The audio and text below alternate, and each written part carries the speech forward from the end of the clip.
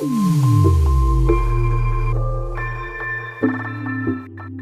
इस वीडियो में मैं आपको जानकारी दूंगा कक्षा 9 के अध्याय 8 प्रश्नावली 8.2 के पहला प्रश्न। यहाँ पे देखिए लिखा हुआ है, निम्न में त्रिकोणमितीय अनुपात में से कोई एक अनुपात दिया गया है, शेष त्रिकोणमितीय अनुपात ज्ञात कीजिए। पहला प्रश्न है tan थीटा इक्वल टू 3/4। तो ये देखिए, हम लोग जब त्रिकोणमिति में बात करते हैं तो हम लोग को ये जानकारी होना चाहिए कि इसमें समकोण त्रिभुज के बारे में हम लोग चर्चा करने वाले हैं। तो यहाँ पे मैं सबसे पहले तो एक समकोण त्रिभुज बना लेता हूँ। तो यहाँ पे देखिए, समकोण त्रिभुज बनाना बहुत आसान है। आप चांदा से भी बना सकते हो और स्केल से भी बना सकते हो। तो चलिए मैं बना के दिखाता हूँ फटाफट। देखिए, मैं समकोण त्रिभुज बना चुका हूँ। अब इसका हम लोग नामकरण करेंगे। तो यहाँ पे मैं मान लेता हूँ कि ये ए है और ये बी कोण है और यहाँ पे ये सी है। ठीक ना। इससे पहले हम लोग 8.1 देखे थे, उसमें भी हम लोग देख चुके थे इस प्रकार से। तो यहाँ पे देखिए, ये आपका ए बी और ए सी कोण है। यहाँ पे जो मान दिया गया है tan थीटा इक्वल टू 3/4, इसको हम लोग पहले लिख लेते हैं। देखिए यहाँ पे हम लोग लिख सकते हैं। हम लोग जानते हैं कि जो tan थीटा है इसको हम लोग लिख सकते हैं अनुपात के रूप में लंब बटे आधार। अब लंब बटे आधार लिख लिए। तो यहाँ से देख के देखिए लंब क्या है इसमें। तो इसमें लंब हम लोगों को देखना है और इसका मान भी दिया है 3 और 4। तो यहाँ पे देखिए tan थीटा इक्वल टू लंब बटे आधार दिया है। तो इसमें हमको लंब क्या दिख रहा है, देखिए बी और सी क्या है, इसमें लंब है। ठीक, ऐसे हमको पता चल रहा है। लेकिन असल में हम लोग को जो मान दिया गया है उस मान के हिसाब से हम लोग देखिए ये 90 डिग्री है। अब यहाँ पे अगर हम लोग इसको थीटा डिग्री मानेंगे सी को, तो लंब ये वाला नहीं होगा। ठीक है, इसको अगर थीटा डिग्री मानेंगे हम लोग, तो इस थीटा डिग्री के सामने वाला जो कोण है, ठीक ना, इससे पहले ही बताया था, यहाँ पे थीटा डिग्री माने हैं तो इसके सामने वाला जो कोण है, ठीक है, ये वाला जो सामने वाला जो भुजा है उस भुजा को हम लोग क्या बोलेंगे, लंब। तो अभी लंब क्या हो जाएगा, ये भी इसमें लंब होगा। तो यहाँ पे मैं लिख लेता हूँ लंब। और उसके बाद देखिए इस लंब के नीचे वाला जो भुजा होता है वो क्या होता है, आपका आधार होता है। तो यहाँ पे आप आधार लिख सकते हैं। तो इस प्रकार से देखिए, ये लंब है, ये आधार है, और जो बचा हुआ है उसको हम लोग क्या कहते हैं, कर्ण कहते हैं। तो इस प्रकार से यहाँ पे हम लोग लिख सकते हैं कर्ण। ठीक ना। यहाँ पे चले आधार को मैं अच्छे से लिख लेता हूँ। तो देखिए यहाँ पे थीटा कोण है तो इसलिए इसके सामने वाला लंब हुआ और इसके नीचे वाला आधार हुआ। अब इसमें से हम लोग जानते हैं कि tan थीटा का मान 3/4 दिया है। तो लंब के जगह पे क्या लिखेंगे हम लोग, 3 लिखेंगे और आधार के जगह पे 4 लिखेंगे। ठीक, तो इस प्रकार से हम लोग लिख सकते हैं। अब आगे हम लोग इसको हल करेंगे। तो यहाँ से देखिए लंब के जगह पे 3 लिखेंगे तो लंब यहाँ पे हो जाएगा 3, और आधार के जगह पे कितना लिखेंगे, 4। तो आधार ए वाला भुजा को बोलेंगे BC को, तो यहाँ पे हम लोग 4 लिखेंगे। बस इतना काम आपको पहले करना है। उसके बाद देखिए tan थीटा का मान तो ऑलरेडी 3/4 दिया गया है, इसको आप लोग लिख सकते थे। यहाँ पे देखिए मैं tan थीटा इक्वल टू लंब बटे आधार बराबर 3/4 भी लिख सकता हूँ, या फिर मैं लिख सकता हूँ tan थीटा इक्वल टू लंब बटे आधार, लंब क्या माने हैं, AB को। तो यहाँ पे लिखूंगा मैं AB, और आधार देखिए यहाँ पे क्या है, BC। तो यहाँ पे BC भुजा बराबर 3/4। तो इन दोनों पद्धति में से जो भी आप लिखना चाहते हो लिख सकते हो। अब देखिए यहाँ पे हमको ये तो पता चल गया कि लंब 3 है और आधार 4 है। कर्ण का मान हमको मालूम नहीं है, तो उसको मालूम करने के लिए हम लोग पाइथागोरस प्रमेय का उपयोग करेंगे। तो यहाँ पे मैं लिखूंगा पाइथागोरस प्रमेय से। तो देखिए पाइथागोरस प्रमेय से हम लोग जानते हैं कि इसका हिंदी में जो सूत्र होता है वो होता है आपका कर्ण का स्क्वायर इक्वल टू लंब का स्क्वायर प्लस आधार का स्क्वायर। ठीक ना। मतलब ये जो सबसे बड़ी भुजा भुजा है आधा ये कर्ण का वर्ग लंब और आधार के वर्ग के योग के बराबर होता है। इसको अगर मैं इंग्लिश में लिखूंगा तो कर्ण के जगह पे AC लिख सकता हूँ और इसका स्क्वायर, और लंब के जगह पे, ठीक है, लंब के जगह पे इसको लंब को लिख सकता हूँ A और B को। तो यहाँ पे लिखूंगा AB, और इसका ब्रैकेट आप देने से दे सकते हो, बिना ब्रैकेट के भी लिख सकते हो। आधार कितना है इसमें देखिए BC है, तो यहाँ पे लिखूंगा BC का स्क्वायर। उसके बाद बहुत आसान है, आपको यहाँ पे मान फिलअप करना है। देखिए AC का मान तो हमको मालूम नहीं है, तो हम लोग लिखेंगे AC का स्क्वायर, और AB का मान हमको मालूम है कितना है, 3 सेंटीमीटर, तो इसका स्क्वायर प्लस BC का मान यहाँ पे 4 लिखा है तो 4 का स्क्वायर। उसके बाद आगे हम लोग इसमें बढ़ेंगे। तो यहाँ से देखिए मेरे को मान प्राप्त होगा ए सी इक्वल टू 3×3 = 9 और यहाँ पे हो जाएगा आपका 4×4 = 16। फिर ए सी का जो घात है इसको पक्षांतर कर दूंगा तो इस तरफ आ जाएगा और 9 और 16 जुड़ के 25 होगा। हम लोग जानते हैं कि 25 का वर्गमूल कितना होता है, 5 होता है। तो इस प्रकार से ए सी इक्वल टू हमको 5 प्राप्त होगा। तो यहाँ से हम लोग ए सी का जो मान है उस 5 को उसको नोट कर लूंगा यहाँ पे। तो यहाँ पे मैं कर्ण के जगह पे 5 मान लूंगा क्योंकि यहाँ पे ए सी जो है वो क्या है, कर्ण है। तो इस प्रकार हमको देखिए ये मान प्राप्त हुआ। अब बाकी जो त्रिकोणमिति अनुपात है उसको हम लोग यहाँ से ज्ञात करेंगे। तो उसको ज्ञात करने के लिए सबसे पहले मैं स्केल से यहाँ पे एक लकीर खींच लेता हूँ और उसके बाद यहाँ पे देखिए मैं लिखूंगा साइन थीटा। और साइन थीटा का मान क्या होता है आपका, लंब बटे कर्ण होता है। आप अगर ये लंब बटे कर्ण ऐसा आपका अनुपात नहीं मालूम है तो ऊपर आई बटन पे आप प्रेस करके वहां से इसको डिटेल्स में जान सकते हैं। तो यहाँ पे देखिए लंब बटे कर्ण, तो लंब बटे लंब क्या है, इसमें ए और बी को लंब माने हैं तो ए बी, और कर्ण क्या है इसमें देखिए ए सी है तो यहाँ ए सी लिखूंगा। अब इसके बाद ए बी का मान 3 है और ए सी का मान देखिए 5 मिला है हमको, तो 5 ये हमको एक मान प्राप्त हो गया। ऐसे ही करके cos थीटा इक्वल टू हम लोग लिख सकते हैं आधार बटे कर्ण। तो यहाँ पे लिखेंगे आधार बटे कर्ण।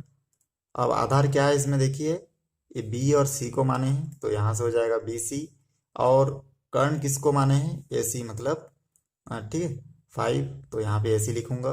फिर बी सी का मान कितना है यहाँ पे देखिए 4 है और ए सी का मान 5 है। तो इस प्रकार से 4/5 प्राप्त होगा।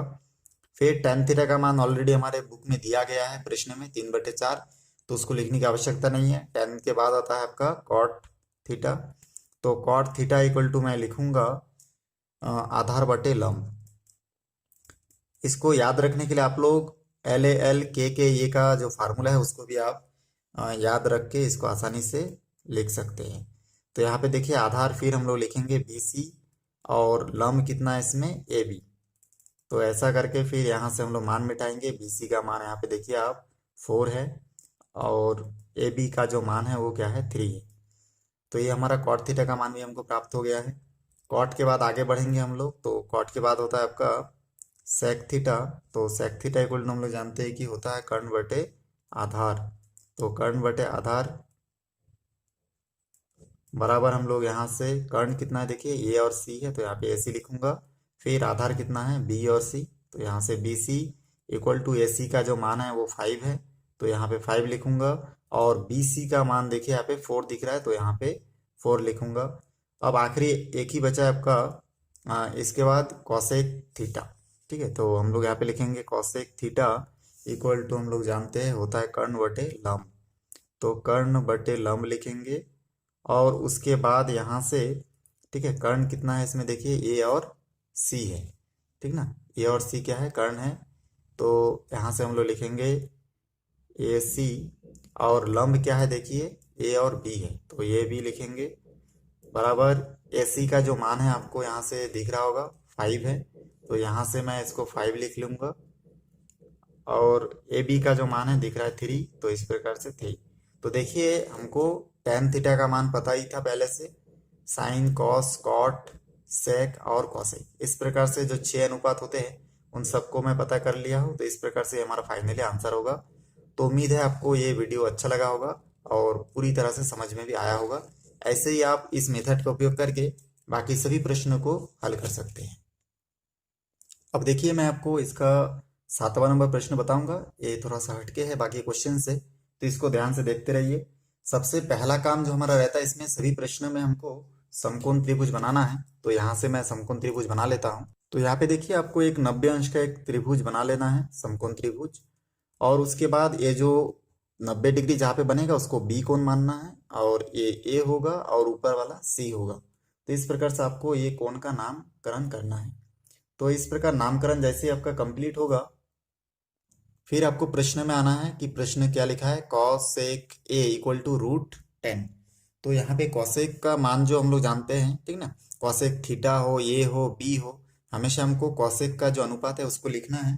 तो हम लोग जानते हैं कर्ण बटे लंब होता है तो यहाँ पे लिखेंगे कर्ण बटे लंब। अब यहाँ पे इस डायग्राम को अगर आप ध्यान से देखेंगे तो यहाँ पे देखिए कॉसेक ए लिखा है, मतलब यहाँ पे जो ए कोण है इस ए कोण पर क्या मानेंगे हम लोग, थीटा डिग्री।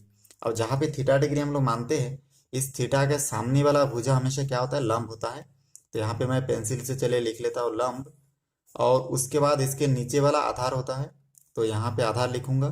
आधार और लंब लिखने के बाद जो बचा हुआ भुजा है उसको आप लोग कर्ण मानेंगे, ठीक ना, सबसे लंबी भुजा। तो इस प्रकार से लंब, आधार और कर्ण मैं लिख चुका हूँ। अब देखिए इतना लिखने के बाद यहाँ पे आपको मान देखना है कि प्रश्न में जो मान दिया है √10 और कुछ नहीं दिया है, तो हम लोग बराबर जो √10 है कुछ नहीं है तो कर्ण के जगह पे क्या लिखेंगे, √10। और क्योंकि लंब के जगह पे कुछ नहीं है, या फिर √10 के नीचे बटे में कुछ नहीं है, मतलब क्या है, हमेशा 1 रहता है, तो इस प्रकार से यहाँ पे 1 लिखेंगे। तो हमको यहाँ से पता चल गया कि कर्ण का जो मान है वो √10 है और लंब का मान 1 है। तो यहाँ पे देखिए लंब जहाँ पे लिखे वहाँ पे 1 लिख दीजिए, और जहाँ जहाँ पे हम लोग कर्ण लिखे वहाँ पे हम लोग क्या लिखेंगे, √10 लिखेंगे।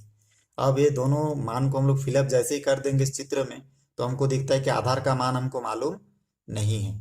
तो आधार का मान मालूम करने के लिए हम लोग क्या करेंगे, पाइथागोरस प्रमेय का उपयोग करेंगे। और यहाँ पे देखिए कर्ण बटे लंब मैं लिखा हूँ, इंग्लिश में आप कुछ इस प्रकार से भी इसको लिख सकते हैं, कॉसेक ए इक्वल टू कर्ण के जगह पे कर्ण का जो भुजा का नाम है ए सी उसको लिखेंगे, और लंब के जगह पे लंब का जो भुजा का नाम है बी सी। ये देखिए बी और सी कर्ण भुज लंब है ना, तो इसलिए बी सी लिखेंगे। और उसके बाद आप यहाँ पे √10/1 भी लिख सकते हैं। तो इन दोनों तरीके से में से कुछ भी आप करके लिख सकते हैं। चलिए हम लोग पाइथागोरस प्रमेय का उपयोग करते हैं। तो यहाँ पे मैं पाइथागोरस प्रमेय का उपयोग करूंगा। तो पाइथागोरस प्रमेय क्या होता है, कर्ण का स्क्वायर, ठीक ना, कर्ण का स्क्वायर इक्वल टू लंब का स्क्वायर प्लस आधार का स्क्वायर, मतलब आधार का वर्ग, इस प्रकार से आप लिख सकते हो। तो इसको लिखने के बाद इसको इंग्लिश में भी अगर लिखेंगे तो देखिए यहाँ पे कर्ण क्या है, एसी है, तो एसी का स्क्वायर। यहाँ पे मैं इससे पहले वाला क्वेश्चन में ब्रैकेट लगाया था, आप बिना ब्रैकेट के भी लिख सकते हैं। और लंब क्या है इसमें देखिए बी सी, तो यहाँ पे हो जाएगा बी सी का स्क्वायर। आधार क्या है देखिए यहाँ पे आधार है ए बी, तो यहाँ पे हो जाएगा ए बी का स्क्वायर। अब यहाँ पे मान देख देख के लिखिए, कर्ण का मान दिया कितना है, √10, और यहाँ का स्क्वायर है तो स्क्वायर बराबर बी सी स्क्वायर का मान क्या दिया है देखिए, बी सी का मान 1 है, तो इसका स्क्वायर होगा, प्लस ए बी का मान हमको मालूम नहीं है, आधार का मान। तो इस प्रकार से यहाँ पे हम लोग ए बी के जगह पे ए बी स्क्वायर लिख के रखेंगे। अब यहाँ से देखिए ये जो 2 है घात और ये जो वर्ग रूट है, ये दोनों आपस में कटेगा तो यहाँ पे खाली 10 बचेगा। और यहाँ पे 1 को 2 बार मल्टीप्लाई करेंगे तो 1 आएगा, और ए बी का ए बी होगा। 1 को पक्षांतर करेंगे तो हमको यहाँ से मान प्राप्त होगा, 1 इधर आके -1 हो जाएगा, और ए बी अपनी जगह पे इस प्रकार से रहेगा। प्लस बराबर के बाद प्लस वाला संख्या के सामने प्लस लिखने की आवश्यकता नहीं है। इसमें हमको प्राप्त हो जाएगा 9, और यहाँ पे देखिए स्क्वायर था इसके ऊपर पहले से, तो उसको देख लिखना है। और फिर हम लोग क्या करेंगे, इसमें इस स्क्वायर को इधर पक्षांतर कर देंगे तो इधर आके रूट हो जाएगा। आप लोग जानते ही हो जो घात 2 होता है उसको पक्षांतर करने से हमेशा वर्गमूल में चेंज होता है। तो यहाँ से फिर देखिए 9 का वर्गमूल क्या होगा, 3 3 9 मतलब 3 आएगा। तो इस प्रकार से ए बी हमको कितना प्राप्त होगा, 3। तो हम लोग यहाँ से लिखेंगे ए बी इक्वल टू 3। तो ए बी हमको 3 प्राप्त हो गया, तो हम लोग ए बी के जगह पे 3 लिखेंगे। तो यहाँ पे चलिए मैं नोट कर लेता हूँ, ये देखिए आधार के जगह पे मैं 3 लिख लेता हूँ। तो इस प्रकार से हमको तीनों भुजाओं का जो मान है वो हमको पता चल गया कि ए सी इसमें 10 है √10, बी सी का मान 1 है जो पहले से दिया था, ये सब। ए बी का मान यहाँ पे कितना है, 3 है। अब तीनों भुजाओं का मान हमको जैसे ही पता चल जाता है तो उसके बाद हम लोग इसका अनुपात निकालेंगे। तो यहाँ पे एक अनुपात तो ऑलरेडी दिया गया है आपका कॉसेक ए का, तो हमको ए के फॉर्मेट में है इसलिए सब में ये लिखना है, ठीक ना। तो हम लोग लिखेंगे साइन ए इक्वल टू, हम लोग जानते हैं साइन का मान होता है लंब बटे कर्ण, तो यहाँ पे लिखेंगे लंब बटे कर्ण बराबर लंब क्या है इसमें, बी सी, और कर्ण कितना है, ए सी। तो इस प्रकार से बी सी का मान देखिए 1 है तो 1 होगा, और ए सी का मान यहाँ पे आपको दिख रहा है √10, तो यहाँ पे √10 होगा। तो ये हमारा पहला मान हमको बहुत आसानी से प्राप्त हो गया है। इसी प्रकार से आपको आगे सॉल्व करते जाना है। तो यहाँ पे मैं लिखूंगा cos A equal to, cos A का मान हम लोग जानते हैं होता है आधार बटे कर्ण, तो यहाँ से हो जाएगा आधार बटे कर्ण बराबर आधार क्या है, ए बी, और कर्ण कितना है देखिए ए और सी। तो इस प्रकार से ए बी का मान हमको 3 प्राप्त होता है और कर्ण का ए सी का मान √10। तो इस प्रकार से 3/√10 जो है हमारा cos A का मान प्राप्त होता है। फिर cos A के बाद tan A लिखेंगे और tan A हम लोग जानते हैं लंब बटे आधार होता है, तो इस प्रकार से लंब बटे आधार लिखेंगे और उसके बाद लंब का मान यहाँ से देखेंगे क्या है BC, आधार का क्या है इसमें AB, भुजा का नाम लिखने के बाद फिर इसका मान बिठाना है। BC का मान 1 है और AB का मान आपको दिख रहा होगा 3 है, तो इसलिए हमको प्राप्त होगा 1/3। ऐसे ही मैं आगे इसमें और दो बचा हुआ इसमें, एक है cot A, तो cot A इक्वल टू हम लोग लिख सकते हैं आधार बटे लंब,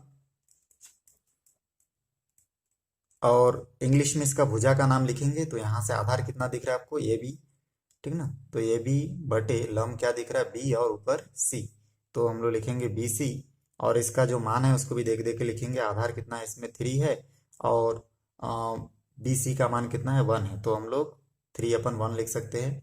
और एक बचा इसमें कॉट के बाद सेक बचा है, तो यहाँ पे मैं लिख लूँगा, तो यहाँ पे देखिए हम लोग लिख सकते हैं जो बचा है सेक A, तो सेक A इक्वल टू हम लोग जानते हैं कि होता है कर्ण बटे आधार, तो इस प्रकार से कर्ण बटे आधार लिखूंगा और इसका जो भुजा का नाम है उसको लिखेंगे, ठीक है।